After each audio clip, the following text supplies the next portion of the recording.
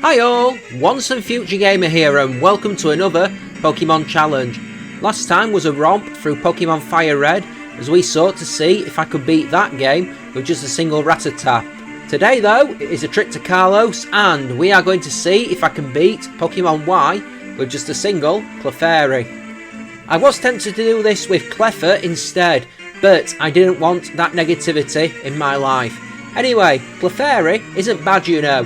We've got a 323 base stat total with a HP of 70 and decent special stats with 60 and 65 in our special attack and special defence respectively. Our speed is pretty low though. We are probably about on par with a first form starter, I guess. We are mono fairy type, so weak to poison and steel, immune to dragon and resistant to fighting, dark and bug. If I have worked this out right, we'll even start with a fairy type move in Disarming Voice. We have a huge move pool of level up moves. We get plenty of status moves though, unless I want to go the stored power and cosmic power route, we don't get a great special attacking move via level up until Moonblast later in the game. We have a huge TM learn set though, with psychic coverage, ice coverage, grass, electric, ground, ghost, fighting, fire, dark and normal moves. So yeah, this could be fun. This challenge was suggested by JWJ on YouTube.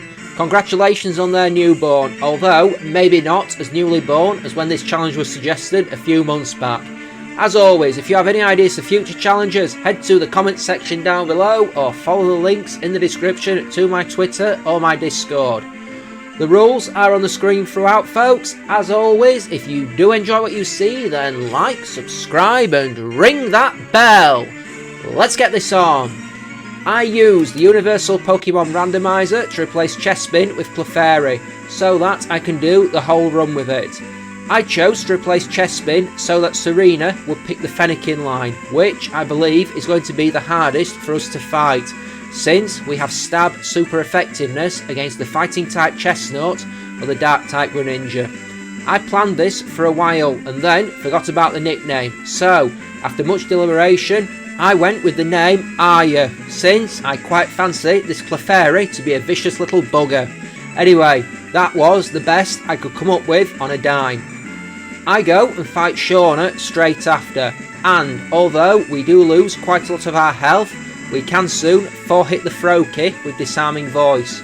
We get growled at the start, so it's not like our pounds are really going to be a better option.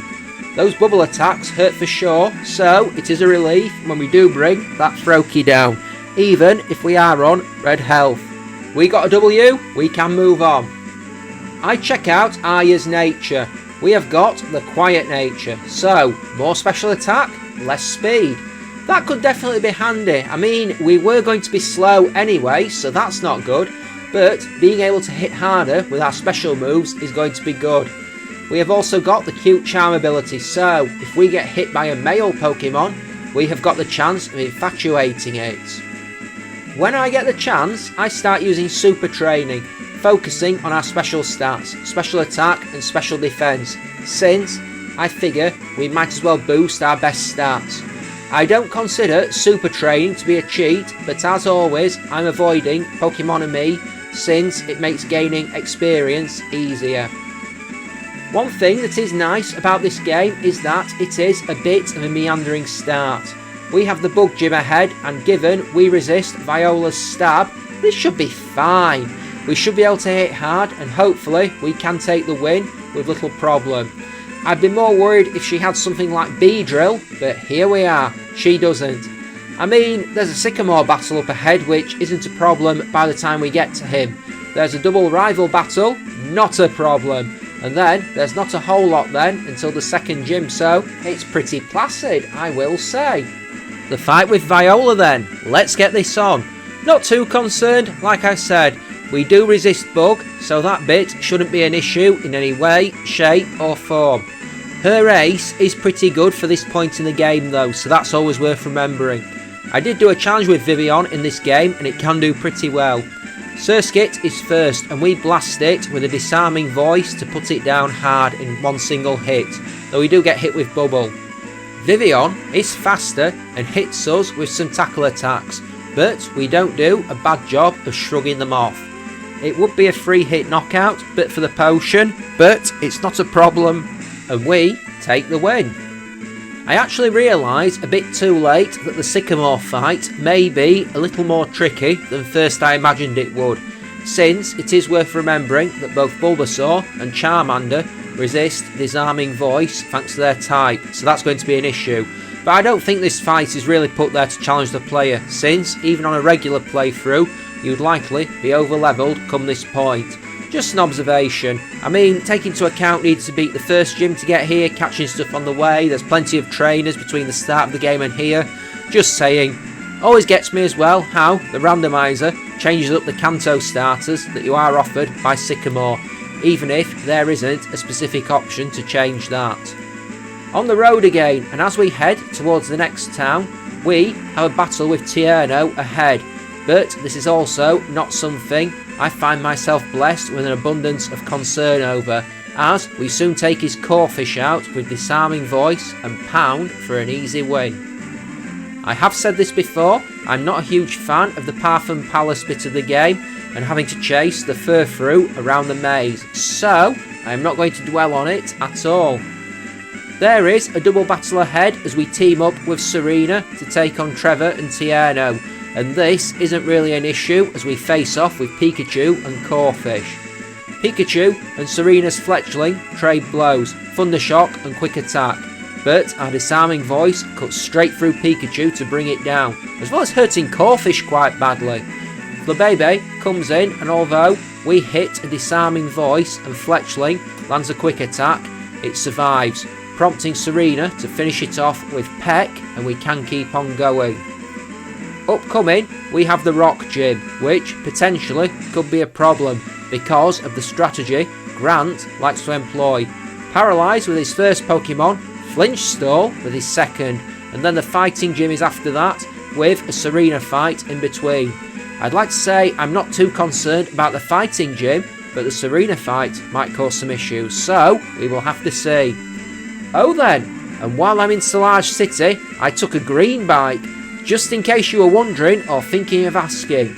Actually, go ahead, ask anyway. Comments complaining about this joke being run into the ground are great for the YouTube algorithm. Alrighty then, Rock Gym time and the fight with Grant. This could either go really well, or it could go really badly. We shall have to see. I mean, I feel like there's going to be an issue somewhere, just not sure where it's going to be. It's not a Mora for once. We do get hit with a takedown, and that has been boosted with Refrigerate, so it does hurt, but we counter with a wake-up slap and down it in one. Only reason I've kept this move quite effective against a Mora. Tyrunt does outspeed us. We never flinch from its attacks though, and since it is part Dragon type, our Disarming Voice really does hurt it, and despite Grant trying to save it with healing items, we soon do bring it down for the win and the second badge. Our next major fight is with Serena at the Tower of Mastery after we've traversed the Reflecting Cave, and so we get that underway. Now, it does actually take an attempt or two because we misjudged a light screen, but on the second attempt we have it play out like this. Meowstic is a problem. We build up cosmic powers and minimizers in an attempt to power up our stored power. It begins with light screen, so we aren't going to hit as hard for sure, and when we do land some attacks, they really don't hurt as much as they might. We do lose some health to Disarming Voice attacks, but we soon do bring it down. We can take Absol out with 2 Disarming Voice attacks. It misses all attacks on us, which, handy, and then when it's Breakson's turn, we just end that with a single stored power.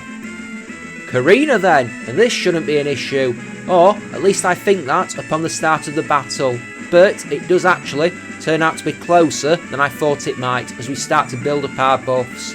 The problem is that Mienfoo keeps hitting Power Up Punch, and I should know how much of a problem this is because I love that move, but every time the move connects, the user's attack rises, so we are getting punched and progressively hurt more and more as we buff our own stats up, right until we let loose a stored power that ends it.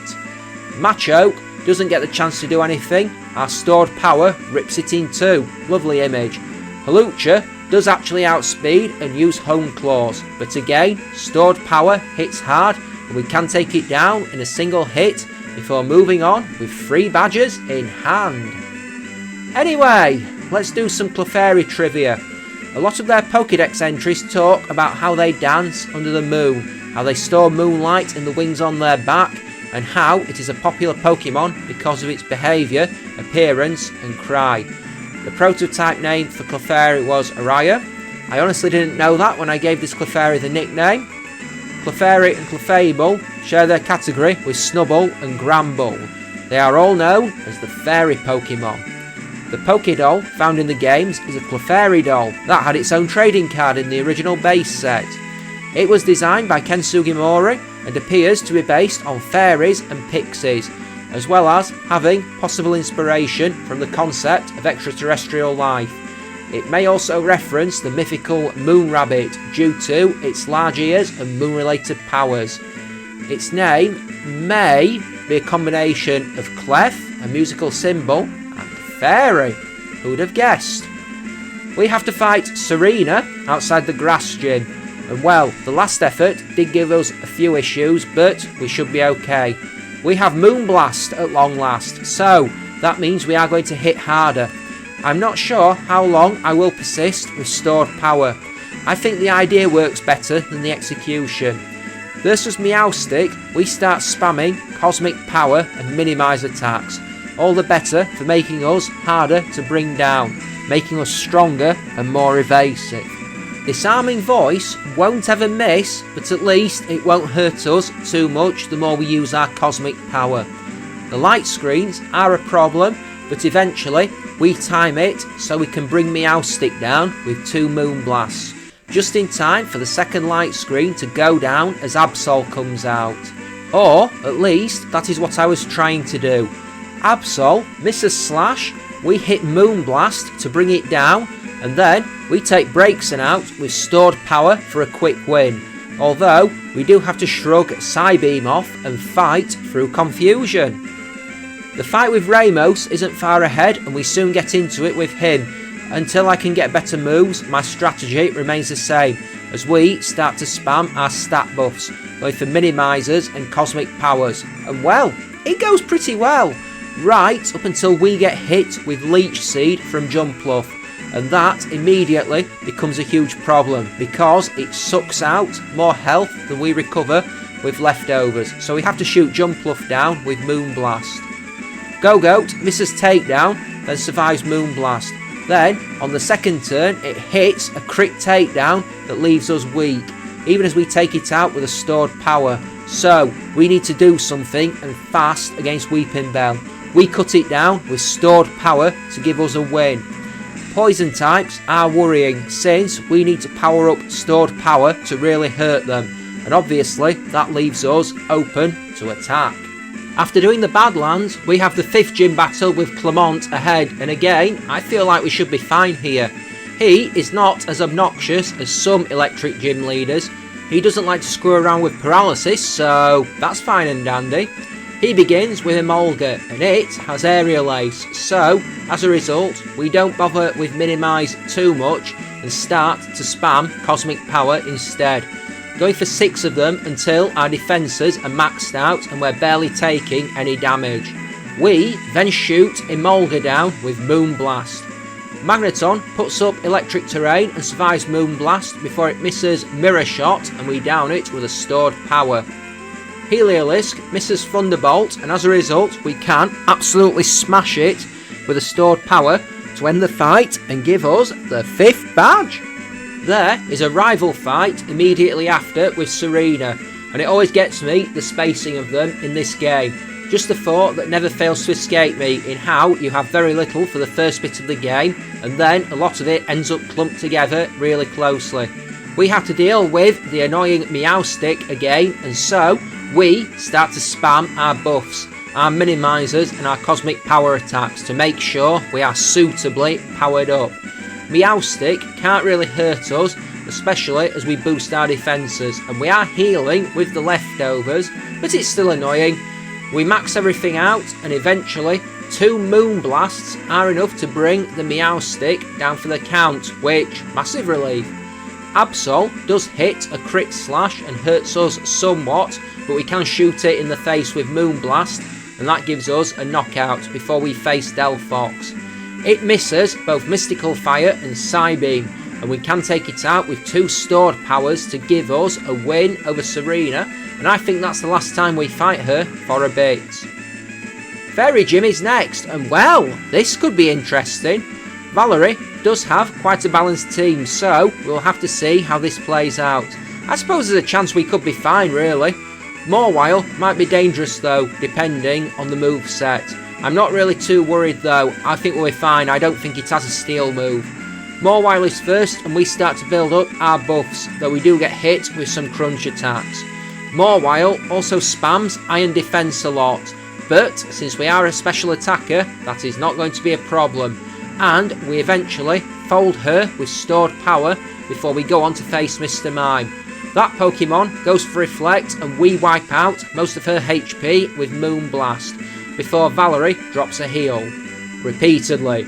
But 3 Moon Blasts bring it down as we get a high roll on the 3rd one after she's used her 2nd Hyper Potion. Sylveon is last and stored power just full on ends her with little difficulty, meaning we can move on. As we head through the next bit of the game, let us talk about what is ongoing with the channel. There has been a lot of Resident Evil 6 uploaded recently, so there is that. I've not been making Pokemon Master Showdown for a while. It's still part of that slump I had some time back. I've got audio I need to record for a bunch of them. Still not entirely over the slump. It is what it is. I did start playing Star Wars Outlaws, but probably won't have uploaded any by the time you see this. I've got some Pokemon Xenoverse to upload, but I've not played that for ages really either. Next Pokemon challenge is possibly going to be a difficult one, as I'm going to look at seeing if I can beat Pokemon Platinum with a single Cherubi. That might be brutal. That will take me up until the end of November, and then there'll be Christmas and New Year challenges, so that's something. As always, if you have any ideas for future challenges, head to the comments section down below or follow links in the description to my Twitter or my Discord. We have a Serena battle before we can head into the Psychic Gym. She seems intent on challenging us once again, despite it not having gone so well over the previous battles, and it's not long before the next instalment begins. We get hit with Fake Out, and then, once again, we begin the process of building up our evasion and our defences versus Meowstic. We do get hit with a lot of Shadow Ball and Psychic attacks in the process, but we are healing as it goes on. We eventually just then go for Moon Blast and take the Meowstic out after being pummeled repeatedly. Delphox is second, a Psychic attack is missed and a stored power takes that out very quickly, before Jolteon is third. Quick Attack misses and we fold that with Moon Blast, before Absol is next. It goes for Swords Dance and then we Moon Blast it out of there for a win. In the Psychic Gym, the Olympia fight is actually a pretty tricky one. Not because she does anything particularly dangerous to us, but because of her own set of status buffs, which do cause some issues. She begins with a Sigilif, which immediately means light screens, so we're going to hit less hard already. I focus instead on building up our evasion and our defences. With the light screen up, our Moon Blast does less than half Sigilif's health, so we keep buffing to the point that eventually we will fire off a stored power that wipes out the rest of the weird bird thing's health and gives us a victory, but pretty slow. On that note, Slowking is second. It tanks stored power and goes for Yawn, before tanking a Moon Blast and we fall asleep. She then heals and starts to spam Calm Mind, which is somewhat annoying since our attacks are going to hurt less and we are going to get hurt more. We eventually do wake up though, and a combination of Moon Blast and stored power attacks do free hit the Slowking to put us into the fight with Meowstic. Meowstic misses Fake Out and we blast it with Moon Blast for a victory, and we move on with 7 badges in hand. We have a fight with Lysander next, and I did lose the first attempt because I didn't power up enough, and I also didn't realise his Gyarados has a steel move, which was problematic, but on the second attempt it plays out like this. Versus Mifu, we go for some minimise attacks and some cosmic power attacks to boost our stats. We will need them going forward for sure, as I found out on the last attempt. We do get hit with high jump kick and acrobatics, but they progressively do less damage, and I'll happily let him use those high jump kicks all day, because with our boosted evasion, sooner or later it will go badly wrong. And it does. Mifu crashes twice and goes down without us landing a hit. Gyarados comes in and misses Iron Head, but we have enough stat boosts for stored power to wreck it without much trouble. And the next opponent is Murkrow, who does use a Steel Wing to cause some damage, but Moonblast brings it down, and the last opponent is Pyro. That misses Fire Blast, probably wouldn't have hurt much anyway, and we drop it with stored power. I do have to train up during the Lysander Labs area because we keep getting wrecked by the admins, but it isn't long before we do have another fight with the big boss man himself in the lab at Geosenge Town. It's a bit shameful to say we got wrecked by the admins, but oh well. Versus Lysander then, we start to power up with our buffs versus Mienshao, getting hit with acrobatics at the start, and then we have to watch out as he powers up with Swords Dance attacks.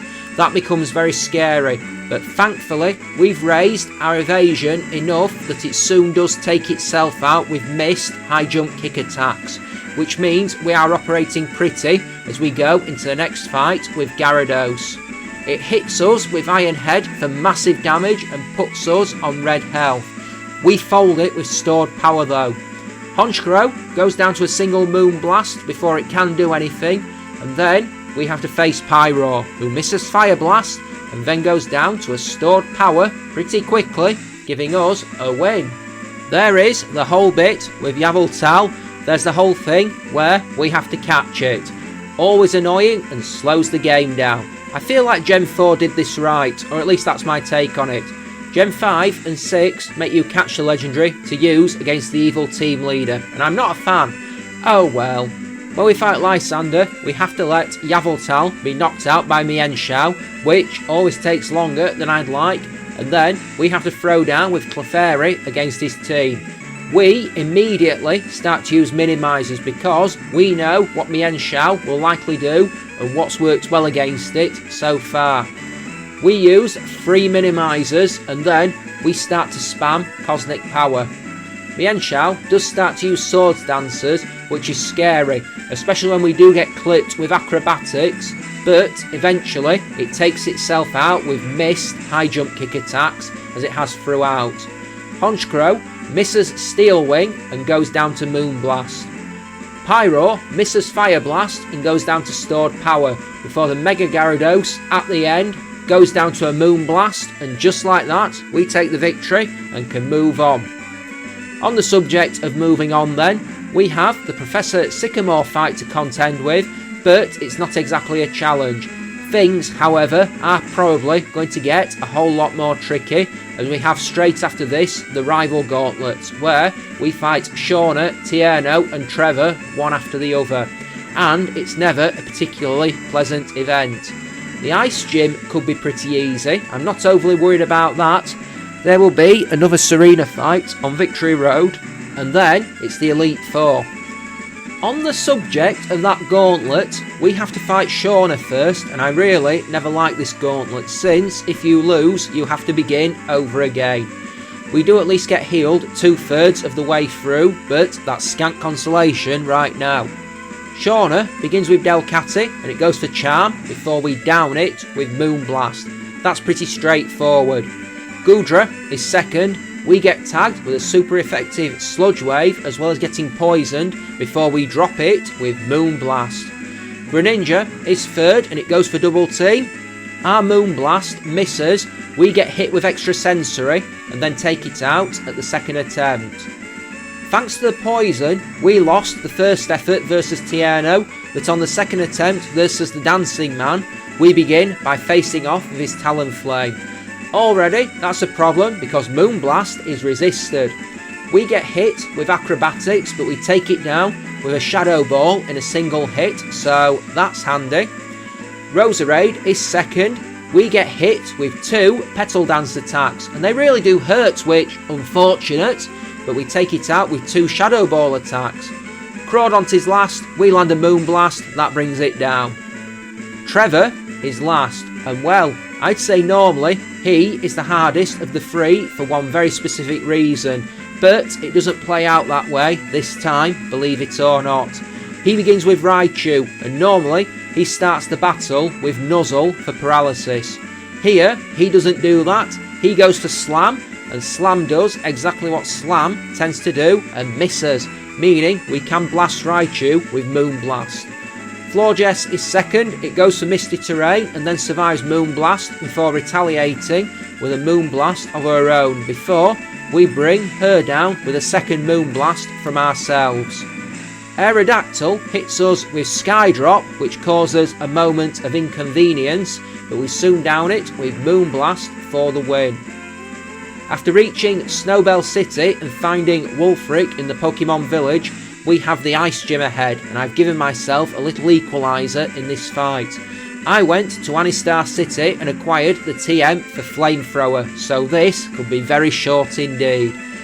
We burn a Bomber Snow straight down with Flamethrower. It puts the hail up, but that's about the sum total of its fight achievements. Cryogonal does get a hit in, blasting us with Flash Cannon, but we burn it up with Flamethrower. Before Avalugg at the end doesn't do any sort of better versus the Flamethrower, and we take it down hard. While I am walking towards Victory Road, I did a YouTube search to see if this challenge has been done before because I was curious. I did do a search for both Pokemon Y and Pokemon X. It just sounds weird saying it as a YX rather than XY, huh? It's Blue and Red Phenomenon, or Pearl and Diamond, or Shield and Sword. Just sounds weird. I could not find a record of this challenge having been done on YouTube. As I said at the top of the video, I did consider doing this challenge with Clefairy, but I'm glad I didn't. Going through Victory Road, I look to see what's ahead. In theory, Drasna shouldn't be a problem. We have Fairy moves, we also have the TM for Psychic, which should help deal with Dragalge too, so not worried. For Seabold, we have the TM for Thunderbolt, which should make things easier. For Wickstrom, we do have that TM for Flamethrower, but Torment Klefki might make that strategy a bit less simple. Because I don't think he's just going to let us walk in the door and spam fire on him. I'm actually worried about Malva. I'm thinking Shadow Ball as the move to go for, but it does mean we might struggle with Pyro. But once that's out of the way, we should be fine. Diantha shouldn't be an issue. Her team is ridiculously weak to Fairy and Ghost moves. There is a Serena fight before we can continue on through Victory Road. Shouldn't be too much of an issue, but we still have to be careful, I guess. I go for the regular strategy, spamming 3 minimise attacks and then going for some Calm Mind attacks. We are facing Meowstic at the start and it can't really hurt us, at least not once we start to power up with the Calm Mind attacks. We do lose some special defense to a Psychic attack, but we soon manage to mitigate it and we fold the Meowstic with a Shadow Ball. We do the same thing to Delphox after it misses a Flamethrower on us, and the third opponent is Jolteon, who does land a Discharge attack on us, but we soon drop it with Moonblast. Altaria is fourth, we get hit with Dazzling Gleam, but take it down with a retaliatory Moonblast. Before Absol is up last, it goes for Swords Dance, and then we wreck it with Moonblast. Done and done. Outside the Pokemon League, here are our stats at level 98, so, as might be expected, our special stats are well good, above the 200 mark. As also expected, our speed probably won't hit 3 figures. I feel confident saying that, we're 2 levels off max level and 12 points out, so we are probably going to get outsped somewhere, but as long as something too nasty doesn't hit us, we should be able to counter-attack pretty effectively. Take your guesses on if I can do it at this level or not right now, folks. let's get this on. Now then, I will go for Malva first, since I think she might be the hardest for reasons I've already stated, but we should probably be fine. She begins with Pyro. We go for our stat boosting moves, using Minimizers and Calm Minds to get into the right frame of battle readiness. We do get hit with some attacks, a Flamethrower, a Hyper Voice and a Noble Roar before our evasion starts to tell and our special stats begin to rise. After 4 Calm Minds, we have been hit by a Wild Charge, but we take Pyro down with Moonblast. Talonflame comes in, misses Brave Bird and then gets nailed with Shadow Ball for a one-hit knockout. Torkoal gets wrecked with a Shadow Ball for a quick knockout before Chandelure is last. It misses Confuse Ray. We then hit Shadow Ball to take a victory and give us a quick win, and we can move on to the next battle. I decide that Wickstrom is going to be the next hardest, and it turned out he was way harder than Malva, to the point that we lost a few attempts against him. On the winning run, it goes something just like this. Klefki is first, and although we go for Minimize, we get hit with Torment. I do need to buff our stats though, and then I alternate, going for Calm Minds and Minimizers on alternate turns to make us as powerful as possible. Though we are getting hammered with Flash Cannons, so I need to keep an eye on our health. Eventually, we strike a Flamethrower that sends the Klefki down for the count. Scizor is second, and this is partly why I wanted boosted evasion, since it has strong physical steel moves. We go for a Calm Mind, it misses 2 Iron Heads, and then we down it with Flamethrower. Probopass is third, and this has the always annoying Sturdy ability, so we go for another Calm Mind. It misses the attack on us, and we drop it onto 1 HP 2 turns in succession. First with a Flamethrower and then again with a Moonblast before he heals it a second time. The third turn we hit a Flamethrower, it survives on 1 HP for the third turn in a row but gets burned and the damage takes it out. Last is Aegislash, and this nearly goes badly. It blocks a Moonblast with King's Shield, then hits an Iron Head that flinches us and drops us on red health. But thankfully it does miss another Iron Head and we shoot it down with Flamethrower. 2 down, but wow, that was close. I face Seabold third, and I always like the design of his room. I know I always mention it, but serious Wind Waker vibes. I really want to play Wind Waker again at some point. I say it every time I run a challenge in this game, I know. I replaced Flamethrower with Thunderbolt for this battle, just to ensure they get a bit of a shock. Pun entirely intended. He begins with Plowitzer. We tank the Water Pulse and nail it with a Thunderbolt to bring it down for the count. 1 down. Gyarados is second, and its only chance at attacking, it goes for a Dragon Dance, which might not have been a bad idea, but we zap it down. Barbaracle is third. We get hit with Stone Edge, but shrug it off and blast it down with a Thunderbolt to put us onto the fight with Starmie. Starmie outspeeds, as we have been most of the game, and puts Light Screen up before blasting us with Psychic, but we shrug it off and can take it down with 2 Thunderbolt attacks, and that is 3 down.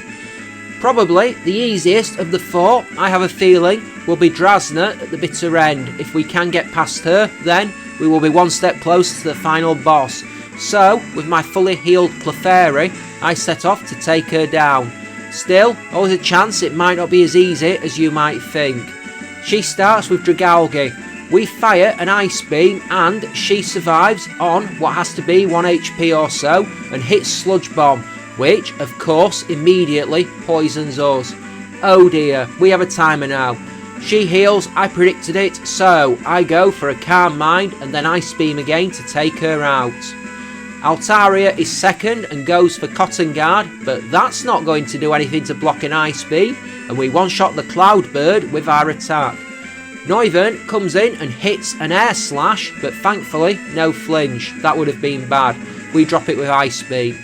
At the end, we Moonblast Druddigon to knock it out and give us the win over the Dragon Specialist. One thing I will say about Kalos is that I do love the design of the league building.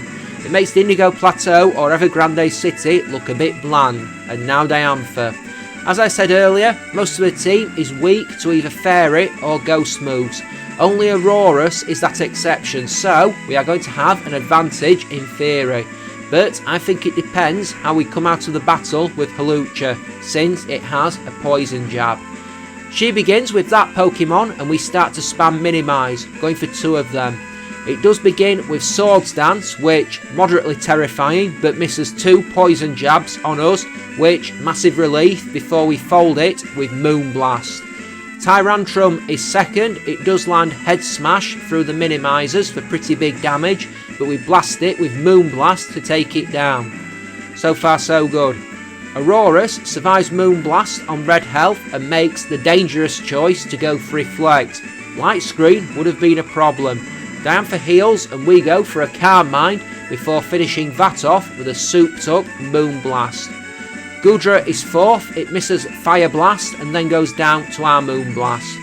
Gourgeist is 5th, it fails with Trick or Treat and goes down to Shadow Ball. Gardevoir is last and even a Mega Evolution can't save that as the Moonblast is fired at us, cheeky I'll say, but misses and we can blast Gardevoir with a Shadow Ball to take her down, and just like that Diantha falls in defeat and thus we take the champion title from her and we can go off and enter the Hall of Fame and be immortalised forever, which the clue is in the name I guess. The narrative jumps to a few days after that when we are getting a medal for saving the region, proving once again that Pokemon either picked up their storytelling or that Kalos genuinely is a more grateful region than the rest of them. Or maybe the Team Flare debacle was just more public than anything else. I mean, I suppose firing the ultimate weapon into the air and creating a giant crater is a bit more public than Cyrus opening the Distortion World on top of Mount Coronet.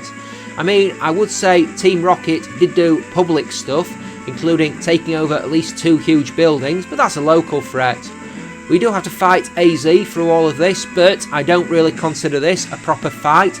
That is why I'm rambling about threat levels and recognition of dealing with those threat levels. AZ feels like he should be harder. I know he wasn't a trainer for the hundreds if not thousands of years he was alive, but even if he'd spent just a couple of hours a month levelling up, he'd probably be unbeatable. It'd be like those games where you fight level 255 Pokemon. But yeah, we bring him down, he gets his happy ending. Gen 6 is not without its flaws, but I do kinda like it if I'm honest. And the credits roll. Thanks for watching folks, I hope you enjoyed. If you did, please don't forget to leave a like, drop a comment and smash that subscribe button, it helps the channel grow. Join me again next time as I do another Pokemon challenge and see if I can beat Pokemon Platinum with a single Cherubi. I sense pain.